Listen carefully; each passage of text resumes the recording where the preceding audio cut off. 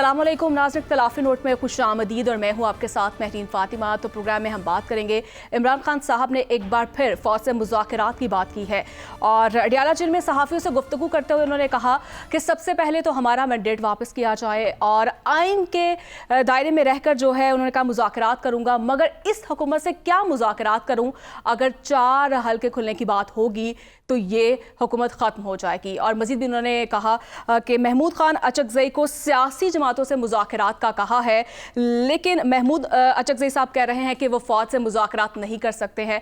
फिर U turn के मुतालिक उनसे सवाल किया गया जिसमें उन्होंने ये कहा कि यू टर्न वो है जिसने वोट को इज़्ज़त दो का नारा लगाया और बूट को इज़्ज़त दी। तो नाज़रीन, इसी पर अपने पैनलिस्ट की हम राय जानेंगे और आदिल साहब आपसे प्रोग्राम का आगाज़ करूँगी।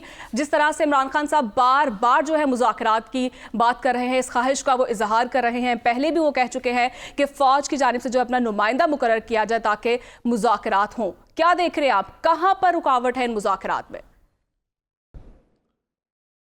देखिए, सबसे पहले तो ये जो फ़ौज के साथ मुज़ाकरात की ख्वाहिश है, इस्टेब्लिशमेंट के साथ जो बातचीत का मामला है, ये वाहिद एक नुक्ता है जिसमें खान साहब का कोई यू टर्न नज़र नहीं आता। वो तो पहले दिन से ये कह रहे हैं कि मैंने इस्टेब्लिशमेंट से बात करनी है। वो तो इस्टेब्लिशमेंट बात नहीं कर रही ना, वो तो पहले दिन से, बल्कि लड़ाई किस बात पे हुई? लड़ाई तो न्यूट्रल वाले मामले पे हुई कि आप न्यूट्रल क्यों हो गए।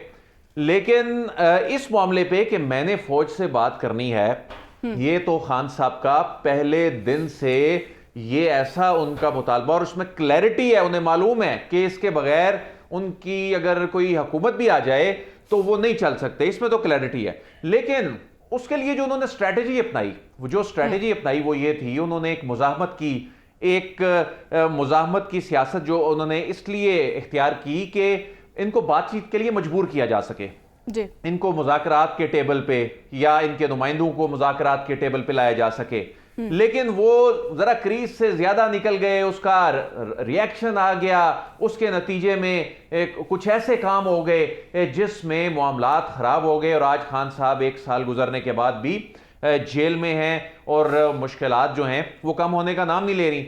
लेकिन ये दरवाजे देखें, ये एक ना एक दिन तो होना है।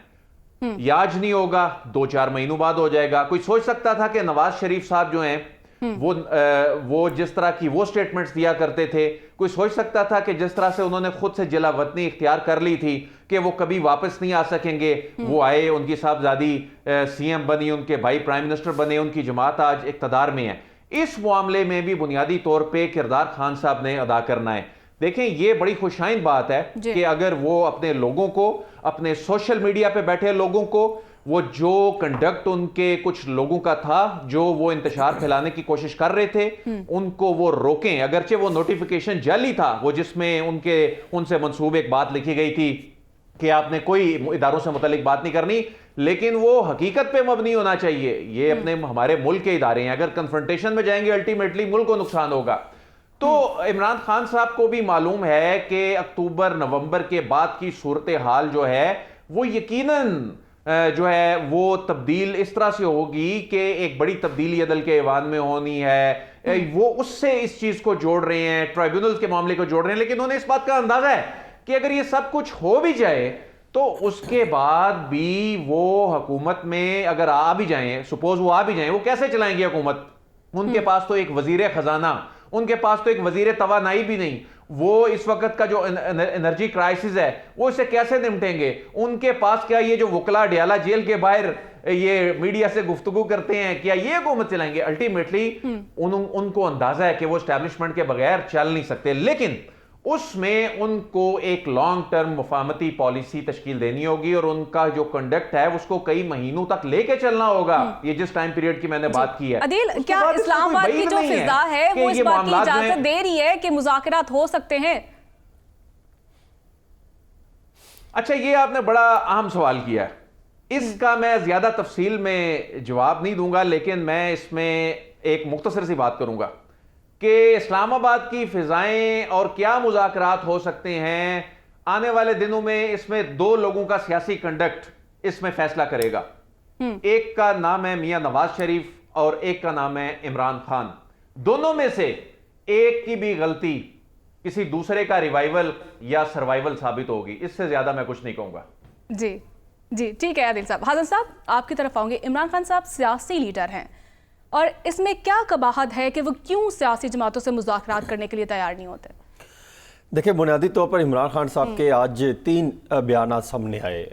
एक वो ये कह रहे थे कि हम मुज़ाकरात करना चाहते हैं एस्टेब्लिशमेंट से, फिर दूसरा वो ये बात कर रहे थे कि वोट को इज़्ज़त दो, फिर उन्होंने कहा कि वहाँ से चले और वोट को इज़्ज़त दी गई। और फिर तीसरा उन्होंने जो मामला सामने रखा वो उन्होंने कहा महमूद खान अचकज़ई साहब को हमने कहा कि वो सियासी लोगों से बातचीत करें। एक तरफ वो बात करते हैं कि हमने एस्टेब्लिशमेंट से बात करनी है, दूसरी तरफ वो कहते हैं कि मैंने महमूद खान अचकज़ई साहब को एक टास्क दिया है कि वो सियासतदानों से बातचीत करें। सियासतदानों से तो उन्होंने बातचीत करनी है। तहरीके लेकिन जहां वो मुज़ाकरात करने चाहते हैं उन्होंने तो इनकार कर दिया कि मैं वहां नहीं कर सकता। देखिए, तहरीके तहफ़्फ़ुज़ आइन की हैसियत से उनके वो सरबराह भी हैं महमूद खान अचकज़ई साहब, वो उसकी हैसियत से तो वो मुलाकातें कर रहे हैं, तमाम लोगों से मुलाकातें करते हैं। नवाज शरीफ साहब से भी उनका राब्ता है और मैं ये ख़बर भी दे रहा हूँ और इतला भी मेरी है कि अभी गुज़श्ता रोज़ उन्होंने जो एक वफाकी वज़ीर के थ्रू नवाज शरीफ साहब से रब्ता किया तो नवाज शरीफ साहब ने उनको यही आगे महमूद खान अचकज़ई साहब को ये जवाब पहुँचाया है कि आपके लिए तो तमाम हमारे घर के दरवाजे खुले हैं, मुलाकात करने के लिए आ सकते हैं एनी टाइम, आपसे हमारा एक अच्छा ताल्लुक़ है। लेकिन बानी पीटीआई का कोई पैगाम लेकर आना और उस शख्स के साथ बैठ के बातचीत या मुज़ाकरात की तरफ कोई बातचीत करना, तो उन्होंने बिल्कुल कैटेगोरिकली मैसेज भिजवाया है कि हम इस पर बातचीत नहीं करेंगे, हम सिर्फ दीगर मामलात पर जो है वो बातचीत करने को तैयार हैं। लेकिन इन मामलात को लेकर के उस पीटीआई, क्योंकि वो साने 9 मई पर वो बहुत ज़्यादा गुस्से का इजहार करते हैं नवाज शरीफ साहब, तो उनका ये कहना है कि इस मामले पर तो मैं उनके साथ नहीं बैठूंगा।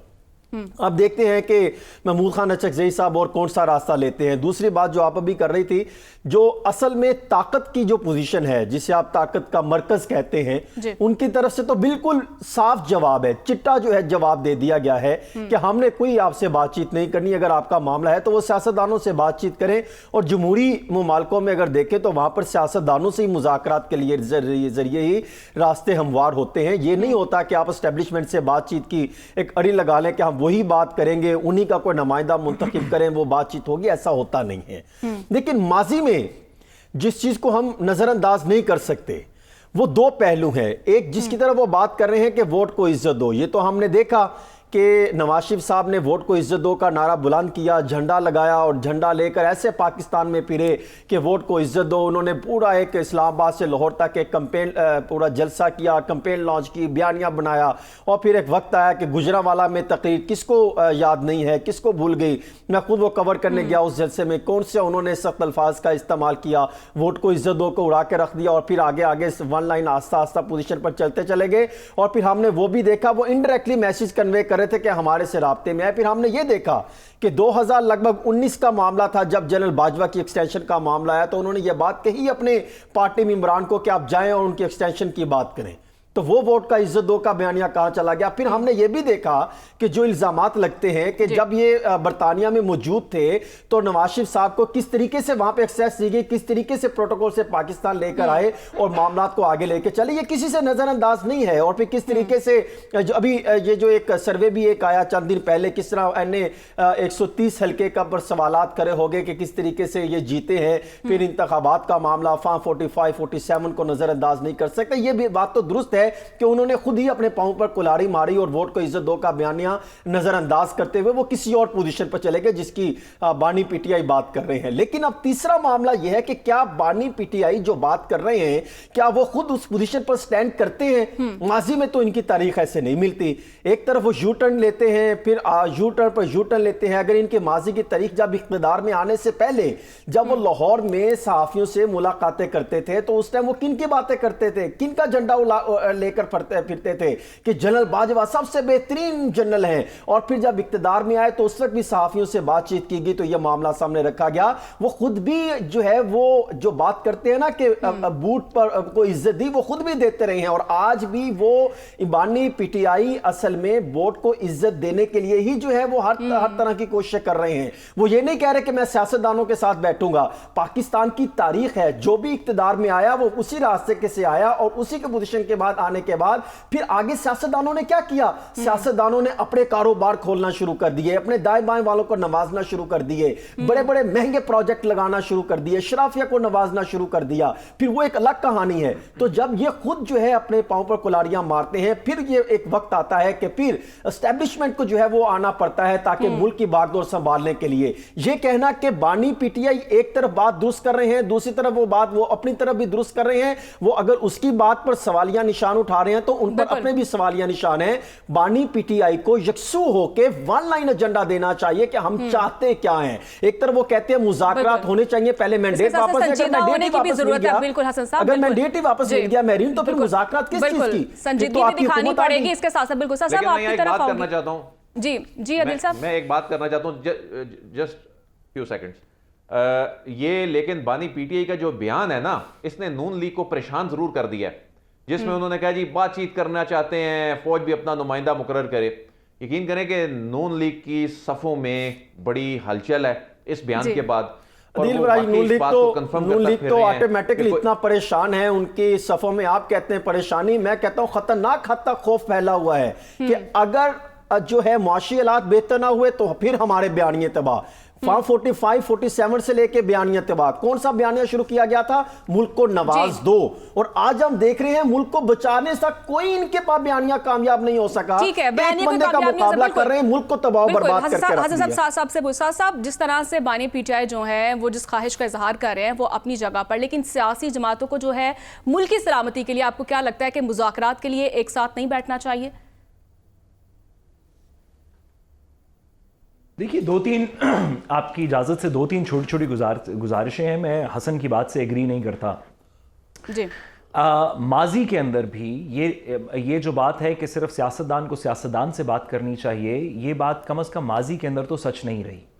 اگر آپ محمد زبیر صاحب کے بیانات دیکھیں، آپ اسپیکر پنجاب اسمبلی ملک احمد صاحب کے بیانات دیکھیں، آپ دیگر لوگوں کے بیانات دیکھیں، تو آپ کو پتہ چلتا ہے کہ ماضی کے اندر کم از کم نون لیگ نے اسٹیبلشمنٹ سے بات کی. جب نواز شریف صاحب نے باہر جانا تھا اس وقت بھی، اب تو بیانات وہ پبلک ہو چکے ہیں، سب لوگ ٹیلی ویژن پہ آ کے بتا چکے ہیں، بات اسٹیبلشمنٹ سے چل رہی تھی، عمران خان صاحب سے نہیں چل رہی تھی. تو ایک ایسی پولیٹیکل پارٹی جو نہ صرف کہ عمران خان صاحب کے وقت بلکہ اس سے پہلے اگر چلے جائیں جب لائرز موومنٹ 2009 کے اندر چل رہی تھی، تو گجرانوالہ سے نواز شریف صاحب واپس زرداری صاحب سے فون پہ بات کر کے نہیں گئے تھے. وہ کانڈلیسا رائس اور وہ ہلری کلنٹن اور اس وقت کے جو مقتدرہ تھے ان سے بات کر کے تو وہ واپس گئے تھے. اس سے پہلے کی اگر بات کر لیں تو آئی جی آئی کوئی دوسری پولیٹیکل پارٹی سے، پیپلز پارٹی کے ساتھ مل کے نہیں بنائی گئی تھی، بلکہ نون لیگ نے اسٹیبلشمنٹ کے ساتھ مل کے بنائی تھی.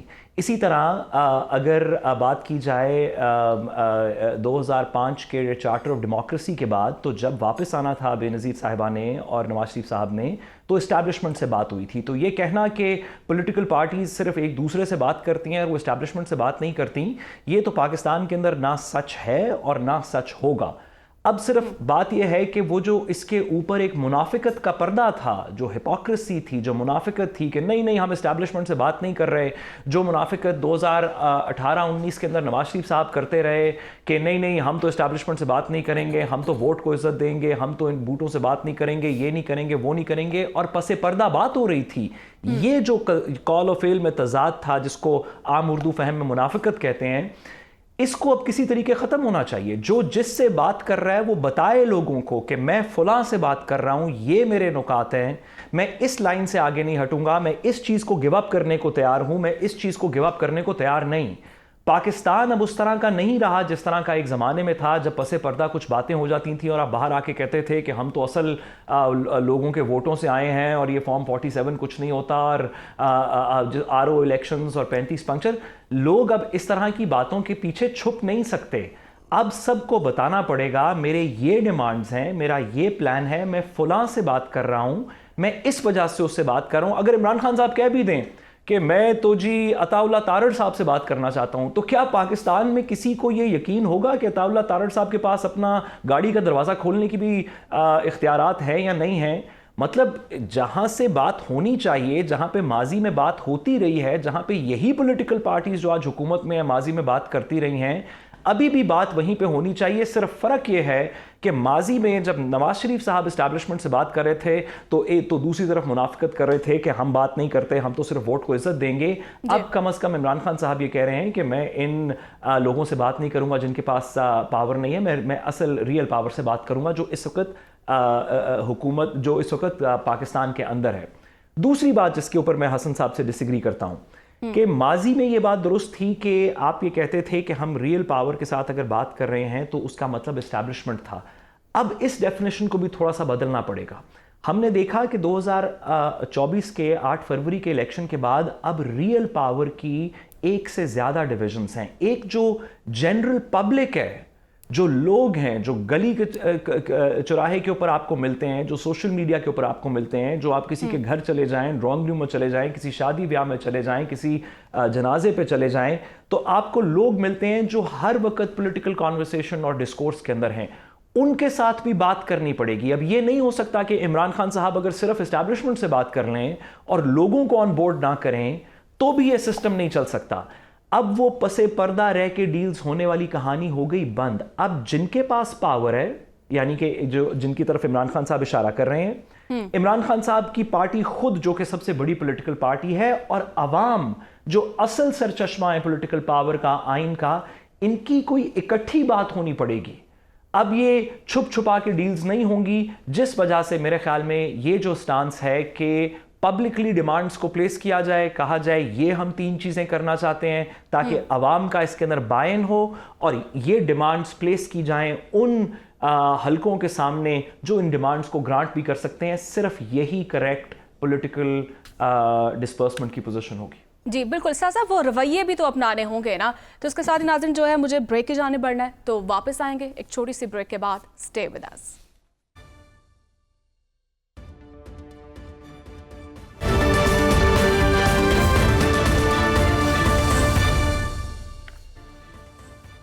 ویلکم بیک ناظرین. عوام اور حکومت بجلی کے بلوں کو لے کر دونوں پریشان ہیں, اور حکومت جہاں پر پریشان ہے وہاں پر عوام بھی پریشان ہے, اور حکومت چاہتی ہے عوام کے لیے ریلیف, اور جبکہ حکومت کو تجویز دی گئی ہے کہ 4000 ارب روپے تک کی کیپیسٹی پیمنٹ یکمشت یا پھر آئندہ 3 سے 5 برسوں کے لیے اکٹھی ادائیگیاں کرتی جائیں. لیکن اس میں اہم سوال یہ بھی ہے کہ آئی پی پیز کو خربوں کی ادائیگیاں جو ہے وہ ہمیشہ سے ایک سوالیہ نشان رہی ہیں. ماضی میں بھی ہم نے دیکھا آئی پی پیز کو لے کر ایک بڑا اسکینڈل سامنے آیا تھا سابق editor general of Pakistan Akhtar بلند رانا صاحب کی جانب سے, اور انہوں نے ہوشربا انکشافات کیے ہیں. کیا انہوں نے انکشافات کیے ہیں, پہلے وہ دیکھ لیتے ہیں. پاکستان میں بجلی مہنگی کیوں ہوتی ہے, اس کے پس پردہ اگر دیکھا جائے تو آئی پی پیز کا معاملہ سب سے امپورٹنٹ ہے جس کی بات چیت ہو رہی ہے. آئی پی پیز کے ساتھ معاہدے کیا ہوئے, کیپیسٹی چارجز کیسے ادا کیے جاتے ہیں, کیا ان کا آڈٹ ہوتا ہے, کیا ان کا آڈٹ نہیں ہوتا, پری آڈٹ ہوتا ہے, آڈٹ اور پوسٹ آڈٹ, کیا ان کی ادائیگیوں کے لیے کیا اس سارے مرحلے کو, سارے قواعد و ضوابط کو فالو کیا جاتا ہے, اور اس کے پیچھے پس پردہ کہانی ہے کیا, یہ معاملہ کیسے چلتا رہا, کیا اس کی ڈاکومنٹیشن بھی کبھی سامنے آئی ہے.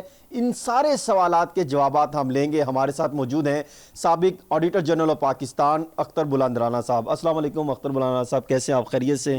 وعلیکم السلام, آپ خیریت سے ہیں؟ ٹھیک ہے, میں ٹھیک ٹھاک.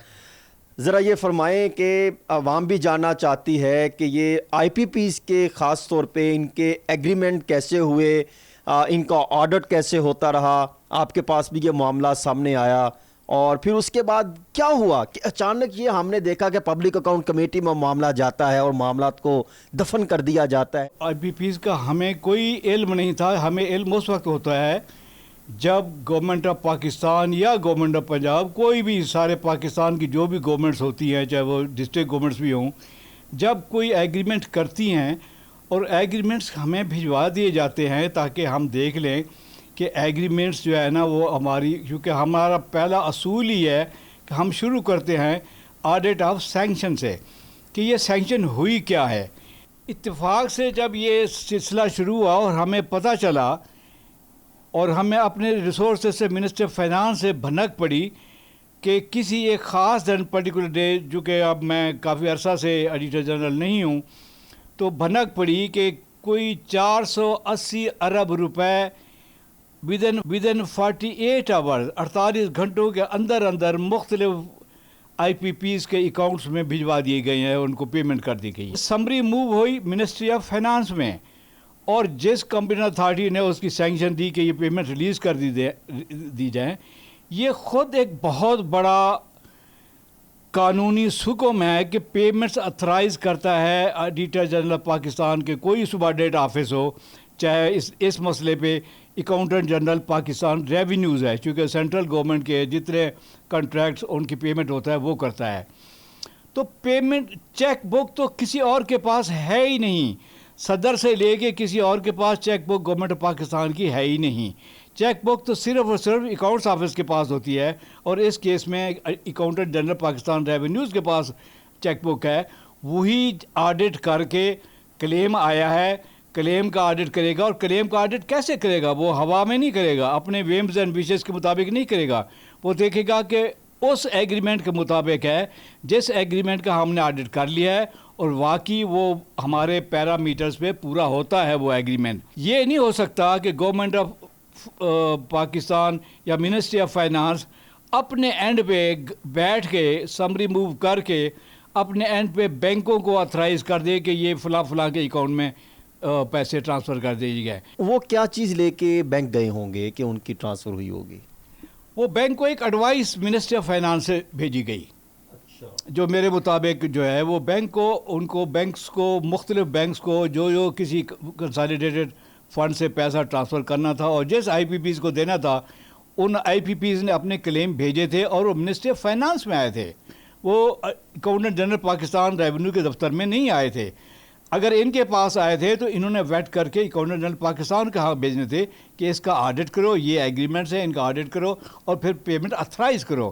ایسا نہیں ہوا۔ اس کی وجہ میں آپ کو صاف بتا دیتا ہوں، چونکہ یہ شفافیت نہیں تھی۔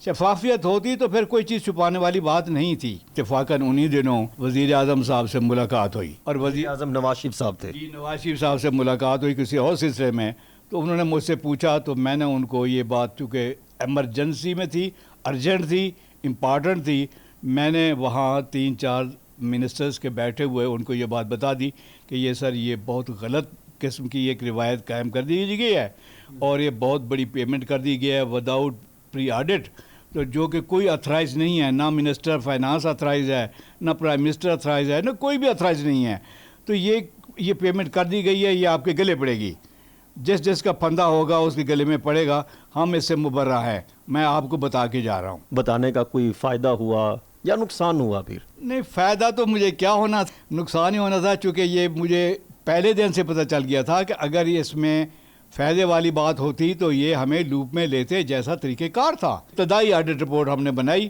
اور وہ پبلک اکاؤنٹس کمیٹی کی کنزمپشن کے لیے پریزیڈنٹ کو بھجوا دی۔ حکومت کو معلوم ہو گیا کہ یہ بھی جو ہے نا ہمارے گلے یہ رپورٹ پڑے گی، تو اس دوران میں تو فارغ ہو گیا۔ اسپیشل آڈٹ رپورٹ میں تو بتایا تھا کہ 480 بلین میں سے 190 بلین ہم نے ورک آؤٹ کیا تھا کہ یہ غیر ضروری طور پر ان اتھرائزڈلی بالکل کیا کہہ لیں ارریگولر پیمنٹس کی گئی ہیں جو کہ کرنی نہیں تھی۔ اس غیر قانونی طرز عمل کا یا اس سارے معاملے میں کون کون ملوث ٹھہرتا تھا اور ان کی سزائیں کیا ہیں؟ کوئی ذمہ دار نہیں ہے سوائے ان اتھارٹیز کے جو اس میں ملوث تھیں یا جو اس سے متعلقہ تھیں، جو یہ سینکشن کے پروسیس کو، جو یہ کنٹریکٹ ایگریمنٹ کو سائن کرنے کے پروسیس میں شامل تھی۔ جو آپ کی رپورٹ آ جائے، اگر وہ رپورٹ کہتی ہے کہ ABCD وہ غلط ہے یا ذمہ دار ہیں، تو ان کے خلاف جو بھی ایکشن ہو سکتا ہے، چاہے پینل ایکشن ہے، چاہے کوئی لیگل ایکشن ہے، چاہے کوئی فائنینشیل ایکشن ہے، وہ لیا جانا چاہیے، چونکہ بات فیکٹ آف دا ڈے یہی ہے کہ قوم کا اتنے بلینز، اتنے اربوں روپے، خربوں روپے جو ہے نا وہ ضائع ہو گئے ان لوگوں کی سلیکٹنس کی وجہ سے، یا ان کی بے ایمانی کی وجہ سے، یا ان کی ملی بھگت سے کی وجہ سے، کوئی وجہ سے وہ، لیکن وہ چیزیں تب ہوں گی جب وہ انکوائری پراپر ہوگی۔ حل کیا ہے اس سارے معاملے کو کس طریقے سے سمیٹا جائے، کیسے ذمہ داروں تک جو ہے پہنچا جائے؟ ابھی تو اندازہ ہو رہا ہے کون سے ذمہ دار ہیں، یہ چیزیں تو کلیئر ہو گئیں۔ آڈیٹر جنرل اگر پاکستان کو، اس کو آپ پورا چارٹر دے دیں کہ وہ سارا دیکھے کہ گھوٹالہ یہ ہے کیا، کون اس کا، اور یقیناً اس میں وہ لوگ شامل یقیناً نہیں ہونے چاہیے جو اس وقت کے کرتا دھرتا تھے۔ 14 میں آپ نے معاملہ سامنے رکھا نواز شریف صاحب کے سامنے، اس کے بدلے میں آپ کو فارغ کر دیا، اور اب آپ کہہ رہے ہیں کہ ایگریمنٹ اس کی تحقیقات کریں. وہی حکومت مسلم لیگ نون کی حکومت اپنے خلاف، اپنے قائد، اپنے صدر کے خلاف کیسے انکوائری انیشیٹ کر سکتی ہے؟ کیسے ان کو ذمہ دار ٹھہرایا جا سکتا ہے؟ یا اس وقت کے وزیر خزانہ کو جو کہ مسلم لیگ نون کے ہو سکتے ہیں. بڑا اچھا سوال کیا آپ نے. ابھی جو میں سن رہا تھا کہ کوئی ساتھی جو ہے نا وہ اس سارے مدعے کو گورنمنٹ کے پاس نہیں لے جا رہے بلکہ سپریم کورٹ آف پاکستان کے پاس لے جا رہے ہیں. جب سپریم کورٹ آف پاکستان کے پاس جائے گا تو سپریم کورٹ آف پاکستان ایک ڈائریکشن ایشو کرے گی. قومی مفاد کا معاملہ ہے, اس کو بھیجا جا سکتا ہے کہ ایڈیٹر جنرل آف پاکستان اپنے تمام وسائل کو اکٹھا کر کے قوم کو رہنمائی کرے اور قوم کے لیے سچ نکھار کے لائے کہ کون کون سے آئی پی پیز اس میں خود ملوث تھے, کون کون سے حکومتیں ملوث تھیں, کون کون سے لوگ ملوث تھے. بہت شکریہ اختر بلند رانا صاحب, جس طرح فرما رہے تھے کہ یہ معاملہ اب اتنا سادہ نہیں ہے, اور خاص طور پہ اصل ذمہ دار اس معاملے کے وہ ہیں کہ جنہوں نے ان آئی پی پیز کمپنی کے ساتھ معاہدے کیے, ان کی اپروول دی, اور اس وقت کے حکمران سب سے زیادہ جو ہے وہ اہم کردار ان کا تھا, اور اس وقت کے جو ہے متعلقہ محکمے کے وزیر اور متعلقہ ذمہ دار جن کے علم میں ہونے کے باوجود جنہوں نے یہ معاہدے کیے, اور آج جو ہے یہ آئی پی پیز کو دی جانے والی اضافی ادائیگیاں, اضافی رقم اور مہنگی بجلی مختلف شکل سے عوام کے گلے میں ایک توق بنی ہوئی ہے. تو ناظرین, اختر بلند رانا صاحب نے جو بڑے بڑے انکشافات کیے ہیں اور اسی پر ہم اپنے پینلسٹ کی رائے جانیں گے, لیکن ایک چھوٹی سی بریک کے بعد.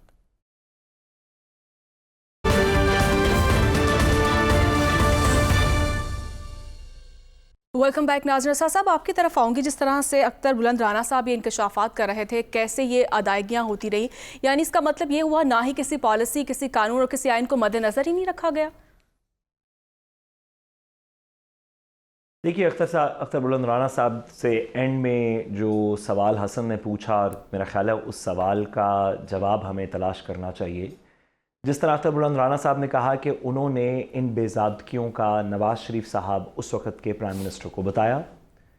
اس وقت finance minister I believe Ishaq Dar صاحب تھے, جنہوں نے یہ پروسیسز آڈیٹر جنرل کا اختر بلند رانا صاحب کے بقول پورا نہیں کیا, اور اس کے باوجود آئی پی پیز کو وہ ادائیگیاں کر دیں جو اس وقت کے آڈیٹر جنرل کہہ رہے ہیں کہ غیر قانونی ہے. فائنانس منسٹری کی جس کی پاور نہیں تھی, اور وداؤٹ آڈیٹر جنرل اور پرائم منسٹر نے. تو میرا خیال ہے نواز شریف صاحب کیونکہ وزیر اعظم تھے اور اسحاق ڈار صاحب اس وقت کے فائنانس منسٹر تھے, تو ہمیں بہت سوچ کے کہ کس کا قصور ہے, کسی طریقے یہ بانی پی ٹی آئی کے اوپر یہ مقدمہ ڈال دینا چاہیے. بڑی اچھی بات ہے کہ اگر ہم بانی پی ٹی آئی کے اوپر یہ کسی طریقے یہ مقدمہ ڈال دیں تو میرا خیال ہے کہ بہت اچھا انصاف ہوگا, اور آئندہ سے آئی پی پیز کے اوپر اس طرح کے کام بھی نہیں کریں گے. جی, آپ کا پوائنٹ آ چکا ہے. صاحب عادل صاحب آپ کی طرف آؤں گی. جس طرح سے وہ کہہ رہے تھے کہ آئی پی پیز کی منظوری دینے والے اصل ذمہ دار ہیں, تو پھر ایسے میں تو اس وقت کی حکومت کے خلاف یہ تو بہت بڑی چارج شیٹ ہے. یہ دیکھیں, آئی پی پیز کے سارے معاملے کو دیکھا جائے نا, دستاویزات کا جائزہ لیں تو اصل مسئلہ آپ کے ملک میں ان 3 فیزز میں 94, 2002 اور 2015 میں, اصل مسئلہ ان تینوں فیز میں سے 2015 اور اس کے بعد کی صورتحال ہے. اور اس پہ جو خاموشی ہے یہ بڑی حیران کن اور تشویشناک ہے. یعنی ہم اس پہ مسلسل رپورٹ بھی کرتے آ رہے ہیں کہ یہ جس طریقے سے حکومت ہاتھ پہ ہاتھ دھرے بیٹھی ہے, بتا ہی نہیں رہی کہ اصل جی سب کو معلوم ہے, آپ ابھی بتا کے ہٹے ہیں, سب کو معلوم ہے 2015 میں کیا ہوا. 2015 کے آپ صرف 6-7 پاور پلانٹس پر ہی بات کر لیں نا, آپ کے آئی پی پیز کا اصل مسئلہ جو اس وقت کا کرائسس ہے, جو اس وقت 2000 ارب روپے کوئی وجہ ہے کہ آپ دیتے ہیں, اسحاق ڈار صاحب کو اکنامک ہٹ مین کہا گیا تھا. اس طرح کی ڈیلز کی وجہ سے اکنامک ہٹ مین کہا گیا تھا اسحاق ڈار صاحب کو, ایک کتاب کے اندر بھی انٹرنیشنلی جو چھپی ہے 2015 میں نواز شریف صاحب. اور اس معاملے پہ اب ایک جو واحد امید نظر آتی ہے نا, ساتھ ساتھ ایک واحد امید نظر آتی ہے کہ وہ سارا ریکارڈ لے. عادل صاحب آپ سے معذرت کی ہوئے, پروگرام کا جو وقت ہے وہ بھی ختم ہوا جاتا ہے ناظرین, اور اس کے ساتھ مجھے اجازت دیجیے. کل پھر آپ سے ملاقات ہوگی. اللہ نے کے بعد.